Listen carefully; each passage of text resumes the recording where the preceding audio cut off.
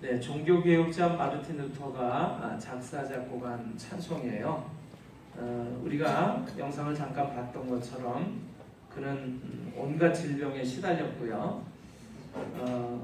또 영상 좀 준비해줘요. 또 어느 시기에는 뭐 유럽에 흑사병이라고 하는 전염병이 돌았던 적이 있습니다.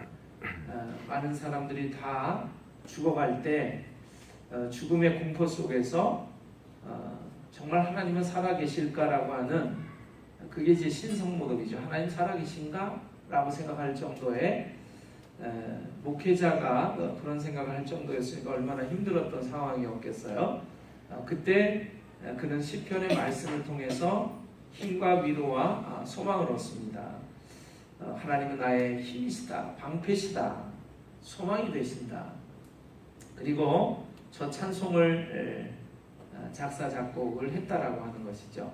우리가 이 찬송을 부르시면서 그래서 그 위기와 어려움의 순간에서도 모든 것들을 다 빼앗긴다고 하더라도 진리는 살아서 하나님의 나라는 영원할 것이다라고 고백하는 그 믿음의 고백, 우리가 같이 이어서 함께 할 수 있으면 좋겠습니다.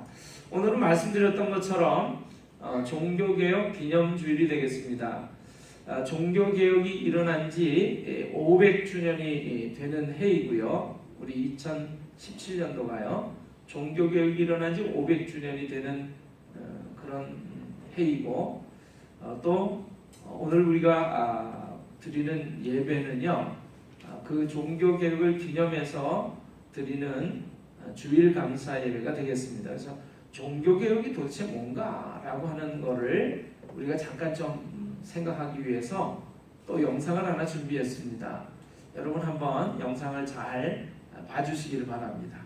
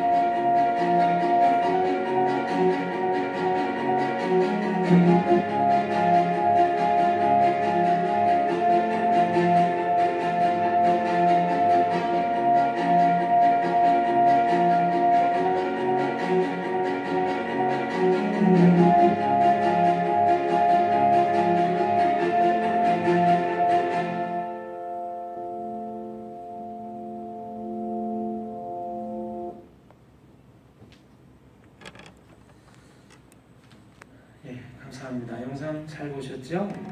예, 종교개혁주의 16세기 중세 시대에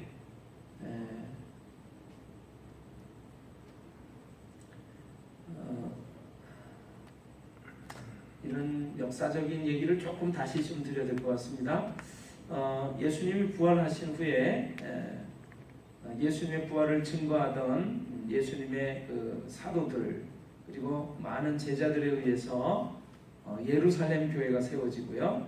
그리고 사도 바울에 의해서 안디옥 교회가 세워지고 안디옥 교회는 우리와 같이 유대인이 아닌 이방인들이 믿는 사람들의 교회입니다. 그러니까 하나님의 말씀이 세상 모든 사람들에게 전해지기 시작하면서 세계 곳곳에 하나님의 교회가 이제 세워집니다. 그 세계적인 교회를 보편적인 교회라고 해서 카톨릭이라고 부릅니다. 카톨릭이라고. 그래서 이 세계적인 교회가 세워졌는데 그 교회가 결국에 로마 시대에 핍박을 받게 되죠. 그래서 그리스도인이라고 하는 것 때문에 크리스찬이라고 하는 것 때문에 경기장에 들어가서 사자에게 잡아먹히고 또 불에 태워져서 화형당하고 십자가에 못 박혀서 죽어가고 그런 핍박 속에서 많은 이제 신앙인들이 그리스도인들이 이제는 지하로 숨어들어서 이제 카타콤이라고 하는 그 석회 동굴이 로마 이탈리아에 가면 참 많습니다. 그래서 땅속 깊은 곳에 들어와서 이제 하나님을 믿는 그 믿음을 지켜나갔습니다. 그러다가 이 기독교가 그리스도교가 이제 로마의 황제에 의해서 공인을 받습니다. 기독교가 국교로 공인을 받아요. 그러면서 그 당시 세계를 통치하고 있던 로마에 의해서 이 기독교는 세계 곳곳에 퍼져나가게 됩니다. 자, 그러한 보편적인 교회를 하나된 교회를 카톨릭이라고 불렀는데 그 교회가 동쪽과 서쪽 교회로 나눠집니다. 동서교회로 나눠지게 돼요. 그래서 서쪽 교회의 중심지는 이탈리아 로마에 있게 되고 그리고 동쪽 교회의 중심지는 그 비잔틴 제국이라고 해서 지금은 터키 이스탄불이라고 하는 옛날에는 콘스탄티노플이라고 하는 그 수도 중심에 있게 됩니다. 그러다가 이 콘스탄티노플이라고 하는 그 도시가 오스만 투르크 제국에 의해서 이슬람 제국에 의해서 점령을 당하죠. 그러면서 이 동교회는 동방정교회라고 하는 이름으로 세계 곳곳에 이렇게 퍼져나가게 됐고 서방교회의 중심지에서는 결국엔 로마 카톨릭이라고 하는 이름으로 서방교회가 존재를 하게 됩니다. 그래서 우리가 아는 카톨릭이라고 하는 거는 정확하게 얘기하면 로마 카톨릭이에요. 로마 카톨릭. 옛날에 그 교회가 서방교회로 나눠지면서 그래서 로마가 중심이 돼서 교황이 만들어지고 교황이 세워지면서 이제 교회라고 일컬어지게 된 교회가 로마 카톨릭입니다. 이 로마 카톨릭이 동방교회와 함께 전 세계 곳곳에 이제 하나님의 말씀을 전파하고 퍼져나가게 됐는데 이것이 이제 타락을 하게 되죠. 타락을 하게 돼서 중세 시대에 우리가 아는 것처럼 이 교황이 모든 왕들의 왕이 돼가지고 모든 교회가 이 국가의 임금 위에서 국민들까지 관장을 하게 됩니다. 그러면서 이제 타락이 되는데 그 타락의 상황이 뭐냐면 이제 이 목회자 성직을 매매하고 돈을 주고 팔고 그 다음에 우리가 아는 대로 이제 종교 사냥이 시작돼서 마녀 사냥이라고 그러죠. 그래서 이 로마 카톨릭의 교리나 그 규칙에 어긋나면 교황의 말에 어긋나면 무조건 사람을 화형시키고 잡아 죽이는 그런 상황이 생깁니다. 그것뿐만이 아니라 이제 하나님의 말씀만이 기본이 되는 그런 기준이 되는 그런 모습이 아니라 이제는 하나님을 믿었던 수많은 그 믿음의 사람들을 영웅시하고 우상시해서 그들을 뭐라고 부르냐면 성인이라고 부르게 돼요. 그래서 성 무슨 뭐 미카엘, 성 뭐 요한, 성 베드로 이러면서 하나님을 믿었던 수많은 믿음의 사람들을 성인으로 추대하면서 성인에게 의지하는 잘못된 믿음이 만들어지게 됩니다. 그것뿐만이 아니라 예를 들어서 우리가 아는 요한, 예수님의 제자 요한의 유골이 있다 그러면 그 유골에 대고 입맞추고 기도를 하면 구원을 받을 수 있다라고 하는 잘못된 신앙의 변질이 있게 돼요. 그런 모습 속에서 이제 이 마르틴 루터라고 하는 독일의 한 카톨릭 사제가 이제 몸부림을 치다가 보니까 이것은 잘못된 것이다라는 것을 발견하게 됩니다. 그리고 오직 하나님의 말씀에 의해서 우리가 예수 그리스도를 믿어야만 구원받을 수 있다라고 하는 하나님의 말씀으로 돌아가야 되겠다라고 하는 그 깨달음을 얻고서 종교개혁을 일으키게 되죠. 그래서 오직 성경으로, 오직 은혜로, 오직 믿음으로라고 하는 그러한 것들을 주창을 하면서 이제 이 썩었던 로마 카톨릭을 개혁하는 일이 일어나게 됩니다. 이것을 종교개혁이라고 하죠. 그래서 지금 잠깐 봤던 이 종교개혁의 인물들 가운데는 양 후스, 존 후스라고 합니다. 이 사람도 역시 보헤미안이라고 하는 지역에서 카톨릭 사제였는데, 신부였는데 하나님의 말씀으로 오직 우리가 구원받을 수 있고 하나님의 말씀으로 돌아가야 된다 그 말 때문에 결국엔 불에 태워져서 화형당해서 죽고 말아요. 이 사람을 위시해서 이 마르틴 루터는 비덴베르크 대학의 신학 교수면서 신부였습니다. 이 마르틴 루터가 잘못됐다고 하는 교황과 또 그 당시 또 로마 카톨릭이 뭘 잘못했냐면 성당을 아주 의리의리하게 잘 짓기 위해서 면죄부라고 하는 것을 발행을 하게 됩니다. 면죄부는 돈을 내고서 사면 하늘나라에 갈 수 있다라고 하는 증서예요. 그러니까 우리가 아는 대로 우리는 하나님의 아들 예수 그리스도를 믿기만 하면 우리는 누구나 다 하나님의 자녀가 돼서 하늘나라에 들어갈 수 있다라고 하는 믿음을 가지고 있고, 그것이 하나님의 말씀인 성경이 우리에게 가르쳐주고 알려주는 것이지요. 그런데 이 사람에 의해서 세워진 이 로마 교황이라고 하는 사람이 면죄부를 발행하면서 성당을 의리의리하게 잘 짓기 위해서 이 면죄부를 발행하면서 하나님의 말씀과는 잘못된 그릇된 것들을 이제 이끌어가게 됩니다. 그러한 것들을 이제 보다 못한 이 마르틴 루터가 결국엔 하나님의 말씀에 의해서 이런 것들이 얼마나 잘못됐는가 하는 것을 아주 조목조목 반박을 해서 95개조 항목에 의한 반박문을 교회 문 앞에다가 이제 내걸게 돼요.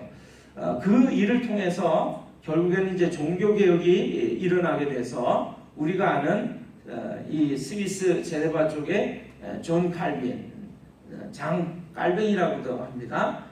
또 쯔빙클리 이런 사람들에 의해서 종교개혁이 일어나서 결국에 우리가 지금 알고 믿고 있는 이 믿음의 이야기를 하는 새로운 교회, 개신교회라고도 하고 개혁교회라고도 하는 새로운 교회가 탄생을 합니다. 그래서 이 개혁교회는 옛날에 이 로마 카톨릭, 원래 카톨릭이라고 하는 말은 보편적인 하나님의 교회를 얘기하기 때문에 좋은 말인데, 로마 카톨릭은 이 잘못된 믿음을 가르치는 잘못된 신앙의 공동체를 생각하시면 돼요. 그래서 로마 카톨릭과는 전혀 다른 하나님의 말씀에 의한 새로운 온전한 믿음을 얘기하면서 새로운 신앙 공동체가 출발을 하게 되죠.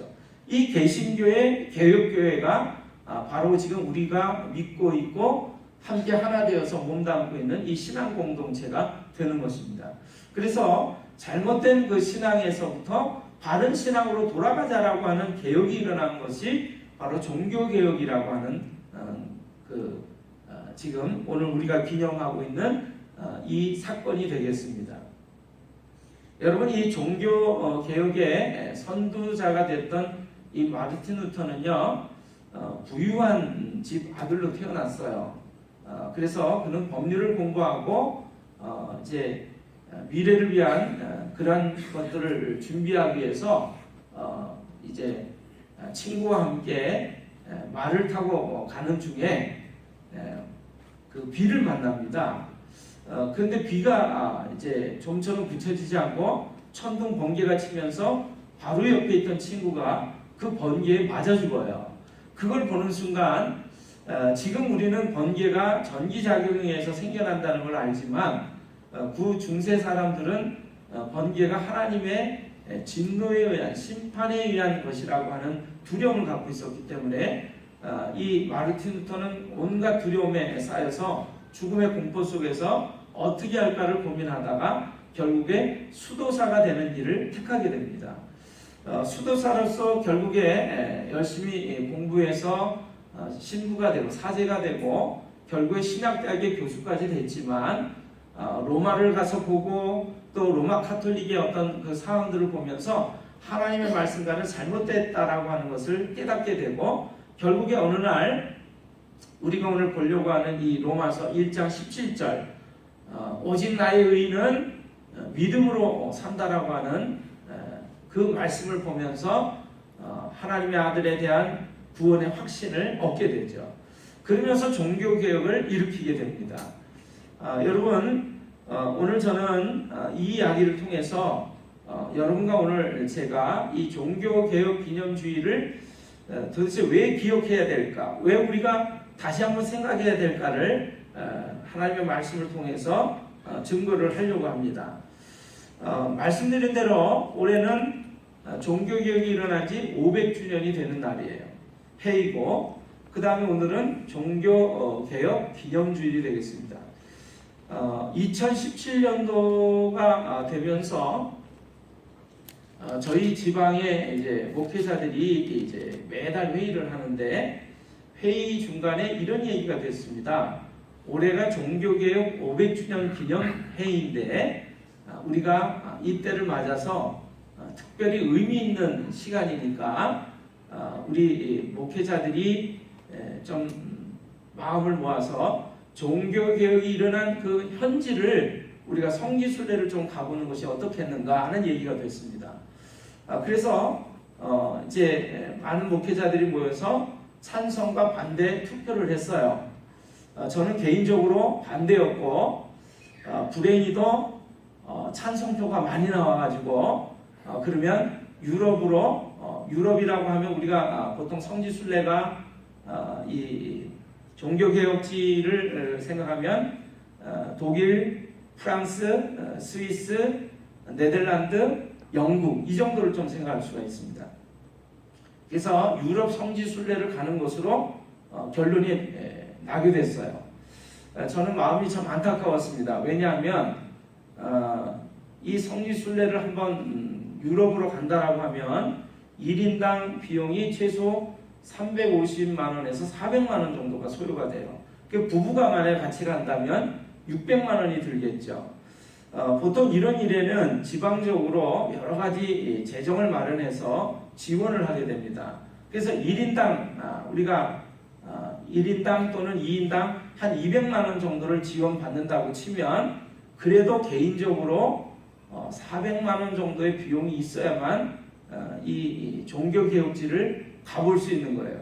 물론 가보면 너무나 놀랍고 또 도전을 받고 굉장한 유익을 얻습니다. 그러나 제 개인적인 생각으로는 그런 생각을 했어요. 여러분 같이 한번 생각해 보시면 좋겠어요. 여러분 종교개혁지 현지를 가는 것도 너무나 좋습니다. 그러나 더 중요한 것은 저는 그 종교개혁이 왜 일어나게 됐는가를 우리 각 사람들이 고민하면서 그 정신을 이어가는 것이 더 중요하다고 생각을 해요. 그런데 많은 사람들이 이런 얘기를 하는 것을 제가 들었습니다. 그래도 이번 기회에 그 종교개혁지 현장을 가서 봐야만 유익이 될 거야, 이런 얘기를 하는 거예요. 제가 느끼고 생각하는 것과는 달라서 저는 어떻게 이것이 진행이 될까 지켜보기로 했는데 찬성표가 많이 나오면서 할 수 없이 가야 되는 것인가, 그렇다면 나는 어떻게 할 것인가 고민을 했었습니다. 그러다가 지금 말씀드린 것처럼 여러분 1인당 350에서 400만 원이 듣는데 30명이 가보세요. 그럼 얼마나 들죠? 30명 가면 최소한 1억에 가까운 돈이 소요가 됩니다. 그러면 이 가자라고 얘기하는 분들 중에서 큰 교회 목사님들이 있어요. 그러면 큰 교회 목사님들이 이런 얘기를 자신의 교회에 할 수 있습니다. 우리가 큰 유익과 도전을 받기 위해서 또 성도들에게 바른 신앙 지도를 위해서 이렇게 가려고 하니까 여러분이 함께 기도해주고 함께 헌금을 한다면, 그리고 우리 교회가 좀 많은 비용을 부담한다면 우리가 이것을 갔다 올 수 있겠소 라고 얘기를 할 수 있을 거예요. 근데 가고 싶은 마음은 많은데 그런 얘기를 하려고 하는 분은, 즉 고양이 목에다가 방울을 달 분은 없었어요. 그래서 얘기는 좋게 나왔지만 결국에 유야무야 하다가 흐지부지 되고 말았습니다. 저는요 한편으로는 다행이라고 생각을 했던 것이, 여러분 사실은 큰 교회에서는 목사님이 어디를 간다라고 하면은 교회적으로 여러 가지 비용도 지원하고 후원을 합니다. 그러나 작은 교회 목사들 또는 전도사님들은 이런 일이 있으면 갈 수가 없어요. 제가 여기서 고민을 했던 것은 그런 것입니다. 여러분 어떤 사건이 있을 때, 어떤 일들을 우리가 진행해야 할 때 가장 중요한 것이 뭔가를 저는 생각해야 된다고 믿습니다. 제가 이 말씀 드리는 것은 나는 옳고 그분들은 틀렸다라는 것을 얘기하려는 것은 아니에요. 다만 많은 돈이 드는 일인데 이것을 위해서 누군가가 희생을 해야 되고 또 모범적인 모습으로 살아가야만 많은 사람들이 갔다 오는데 공감을 하고 동감을 할 수가 있습니다. 그런데 실제적으로 이런 일들이 진행이 되면 큰 교회 목사님들 몇 번만 갔다 오는 일만 있게 되고, 물론 저도 가려고 그러면 억지로 무리해서 갈 수 있어요. 교회를 건축하는데 10매덕을 제가 대출을 받았던 사람입니다. 그러면 400만 원, 500만 원을 대출 받아서 이 좋은 공부를 위해서 갔다 오게 됐다는데 제가 도전하지 못할 까닭이 없어요. 그러나 저는 그 생각을 했습니다. 그러면 가난한 교회, 돈 10만 원, 만 원도 없어서 힘들어하는 그 교회 목사님들은, 전도사님들은 어떻게 할 것인가? 저는 이것이 종교개혁의 정신이 아니라고 생각을 했습니다. 그래서 하나님 뜻이면 몰라도 하나님 뜻이라고 분명히 보여지는 것이 아니라면 저는 여기에 함께하지 않겠다라는 생각을 하게 됐어요. 자, 여러분 종교개혁이 일어난 지 500주년이 넘었다고 말씀을 드렸습니다. 우리나라에 기독교가 전해진 지는, 감리교가 들어온 지는 139년이 됐어요. 150년이 되지 않았습니다. 우리나라에 기독교가 들어오면서 여러분이 다 알다시피 우리나라 사람들의 정신이, 생각이 바뀌게 됐습니다. 믿음을 가지면서 할 수 없다라고 자포자기하고 실망하고 절망했던 그 마음에 하나님이 함께 하시면, 하나님이 도우시면 우리도 할 수 있다라는 생각을 하게 되고 기도하게 되고, 그래서 이 나라는 짧은 시간에 수많은 교회들이 세워지면서 믿음의 사람들이 생겨났고, 그리고 이 나라는 못 먹고 못 살던 나라에서 잘 사는 나라가 됐고요. 여러분이 아는 것처럼 36년간의 일본의 식민지 통치를 받던 그 시대에서 3.1운동 같은 거국적인 애국운동이 일어날 때 그 당시에 1, 2%밖에 되지 않는 기독교인들이 주축이 돼가지고 그 나라 사랑 운동을 전개를 했던 것입니다. 그래서 지금 오늘날에 대한민국이 있게 됐어요. 여러분, 저는 그런데 500주년이 지난 것은 차치하고라도 우리나라의 기독교가 전래된 지 150년이 지나지 않는 사이에 우리 기독교인들이, 그리스도인들이, 크리스찬들이, 많은 교회가, 많은 목회자들이, 많은 신자들이 처음과는 다른 모습으로 변질된 것을 보게 되었습니다. 여러분도 보실 것입니다. 목회자들이 문제가 있고요. 많은 믿음의 사람들, 신자들이 문제가 있게 됐어요. 다른 사람들을 얘기하고 다른 교회를 얘기할 필요가 없습니다. 내가 문제고 우리가 문제입니다. 우리가 처음에 가졌던 믿음을 잃어버렸어요. 변질이 됐어요. 지금 현대교회를 요한계시록에서는 마지막 7교회 라우디게아 교회로 표현을 하고 계시는데, 예수님께서는 그 마지막 교회를 향해서 이렇게 말씀하십니다. 내가 살았다는 이름은 가졌으나 실상은 죽은 자로다, 이렇게 말씀하고 있어요.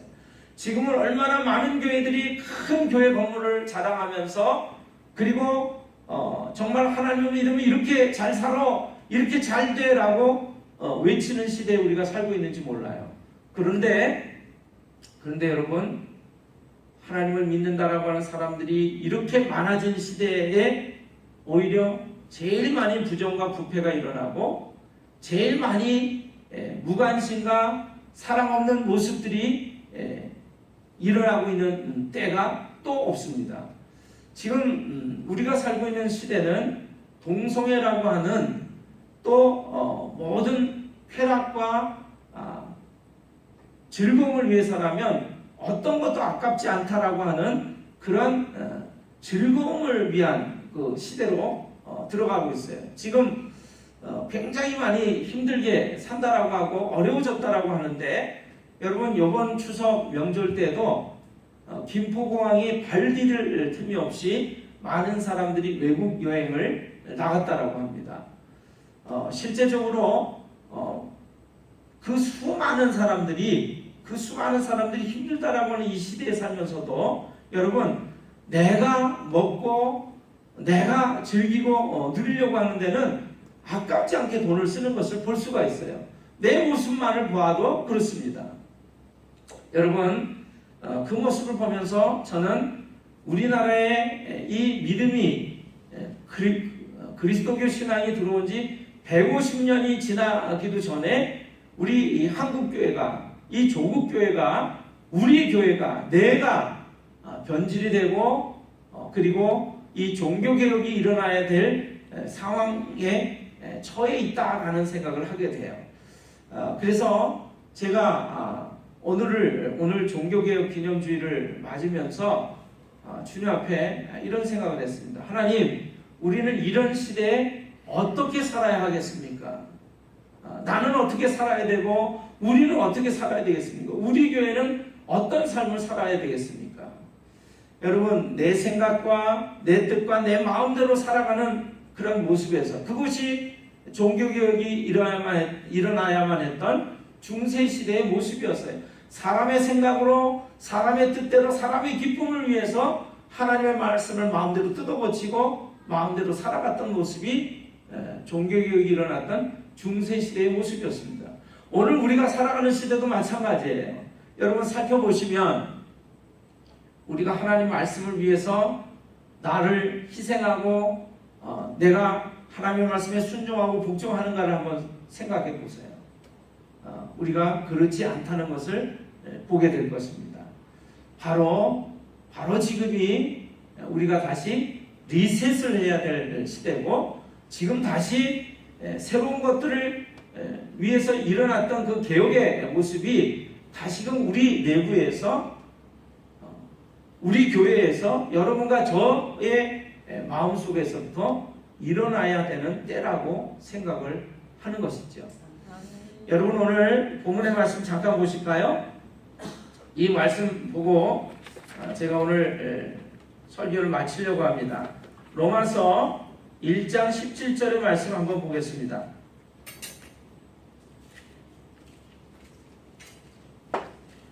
로마서 1장 17절의 말씀, 찾으셨나요? 아멘. 예, 우리 다 한 목소리로 같이 읽겠습니다.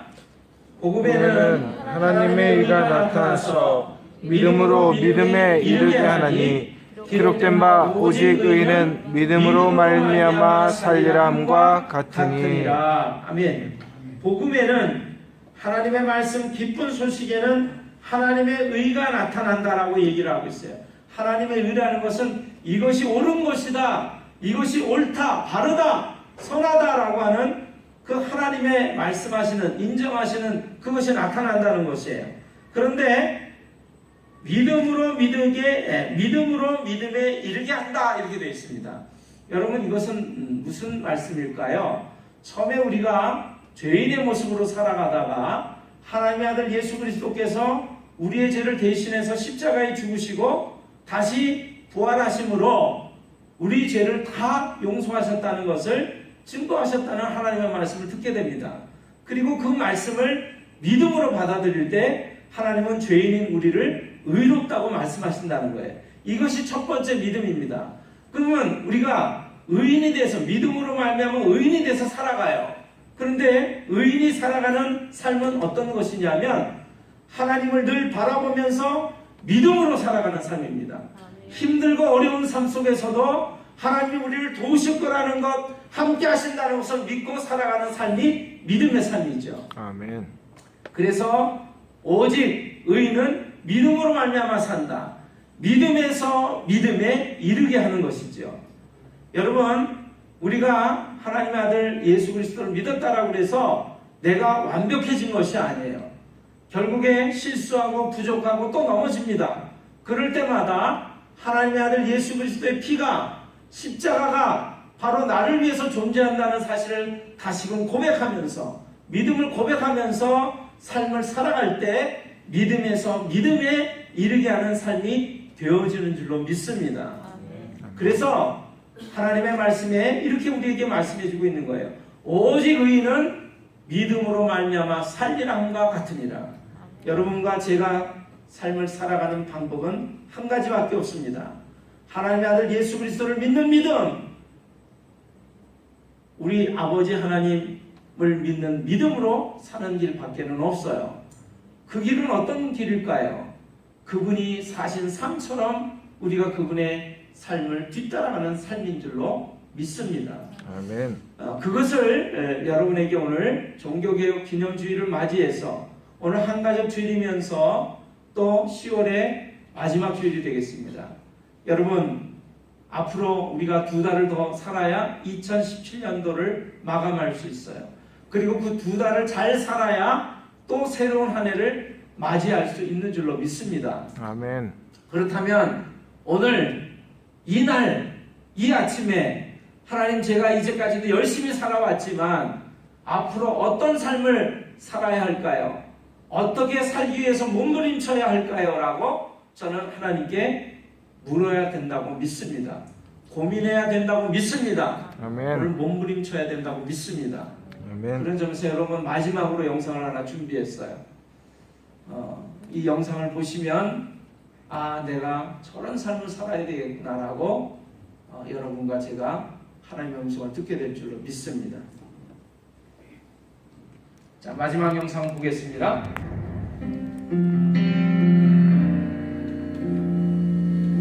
기독교 성장률 연 19.7%, 세계 최고의 부흥. 이란 이슬람 공화국. 한 알의 밀이 땅에 떨어져 죽지 아니하면 한 알 그대로 있고 죽으면 많은 열매를 맺는다. 1979년 일어난 이슬람 혁명이다. 이란은 이슬람법이 통치하는 세계 유일의 이슬람 신정일치 국가가 된다. 그로 인해 교회에 닥친 핍박,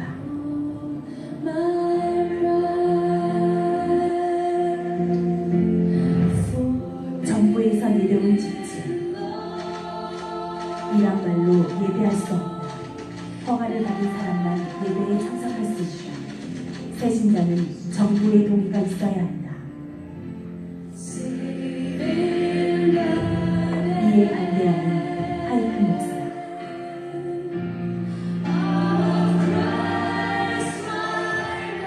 우리 교회는 오고 싶은 누구에게나 열려있다. 점점 더해가는 교회에 대한 비판.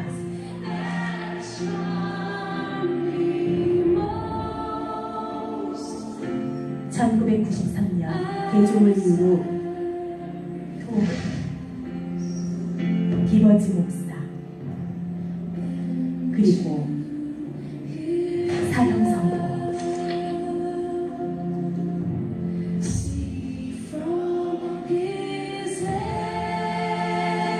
한 형제가 처한 어려움은 모든 교회의 어려움이다.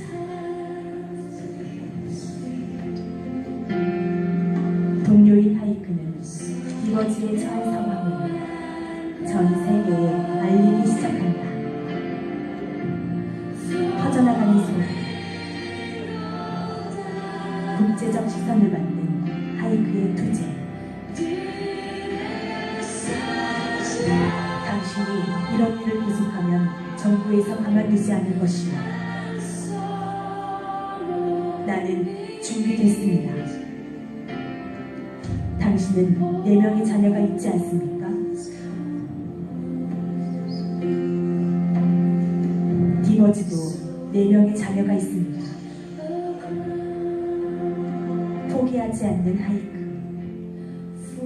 그리고 디버지 석방.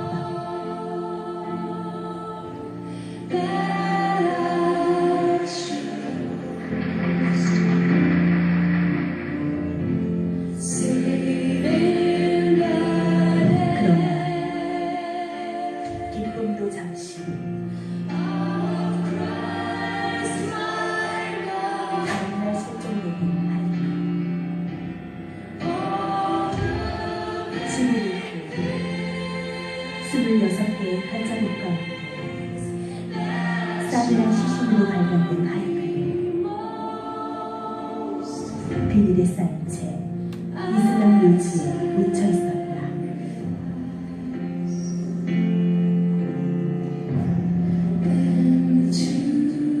하이크의 장례식,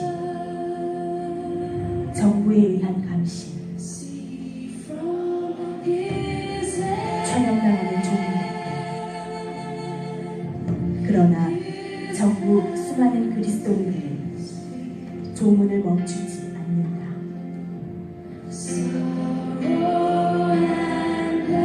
그는 예수님께 2번의 심장을 드렸다. 한 번은 처음 예수님을 영접했을 때였고, 또 한 번은 그의 심장이 뚫려 순교할 때였다.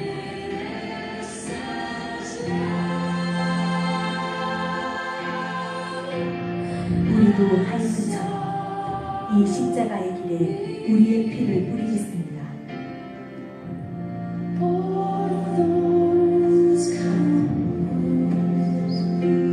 순교를 각오한 지도자들에게 보내온 성도들의 편지. 슬퍼하지 마세요. 두려워하지 마세요. 우리는 당신들과 함께 서 있습니다. 우리의 생명을 주님의 길에 드립니다. 우리가 죽음을 두려워하지 않는 것은 어떤 것도 교회를 깨뜨릴 수 없습니다. 디버지 목사 하이크의 추모식에서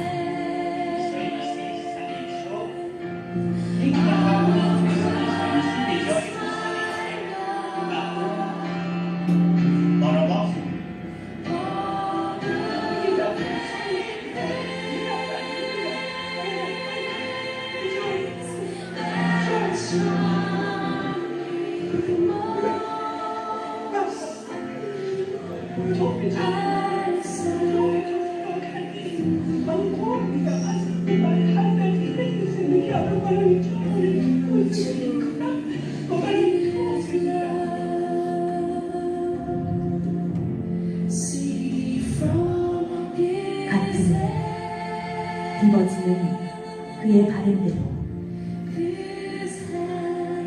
주님을 위해 살다. 주님을 위해 죽는다.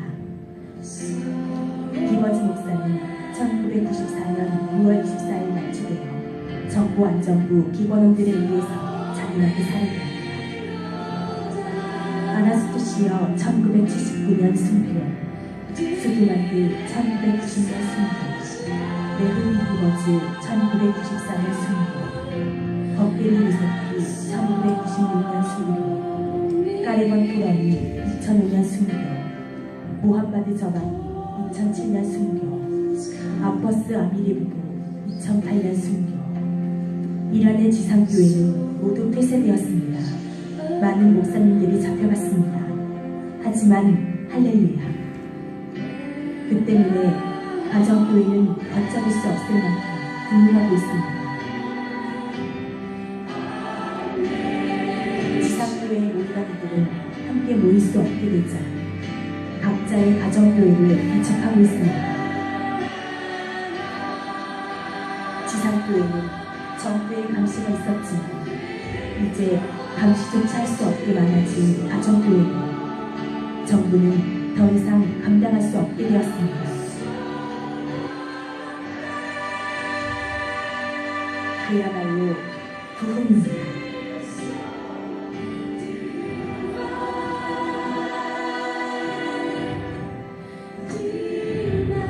한 알의 밀이 땅에 떨어져 죽지 아니하면 한 알 그대로 있고 죽으면 많은 열매를 맺느니라. 이란 이슬람 공화국 기독교 성장률 연 19.7%, 세계 부흥 1위. 부흥을 원하십니까?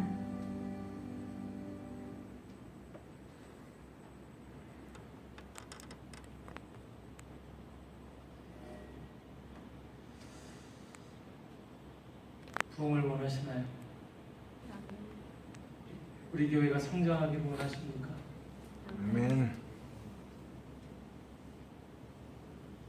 제가 그렇게 기도했어요. 저는 저희 교회가 성장하기를 원합니다. 많은 사람들이 들어와서 하나님의 말씀을 듣기를 원합니다. 우리 교회가 이 마지막 때에 빛과 소금의 역할을 다하기를 원합니다. 부흥하기를 원합니다. 그랬더니 저한테 저 영상을 보여주시더라고요. 주님께서. 너 정말 부흥하기를 원하니? 네. 아니요. 성장하기를 원하니? 네. 아니요. 왜 아니라고 그랬을까요? 네가 죽어야, 하나의 미랄이 땅에 떨어져 죽어야 많은 열매를 맺습니다. 여러분, 우리는 이제까지 한국교회가 세계 제1의 부흥을 이루었다고 자랑을 해왔어요. 그 부흥은 숫자적인 부흥이었을 뿐입니다. 눈에 보이는 외형적인 성장에 불과했을 뿐입니다. 예수님이 나를 위해서 죽으셨기 때문에 나도 그분을 위해서 내 생명을 드리겠습니다. 이렇게 말하는 부흥이 우리나라에 없었다라고 하는 사실이에요. 아니, 그 부흥은 6.25 전쟁 전에 일제 말에 잠깐 있었을 뿐입니다. 그 이후에는 마음이 높아져서 나는 부유하다,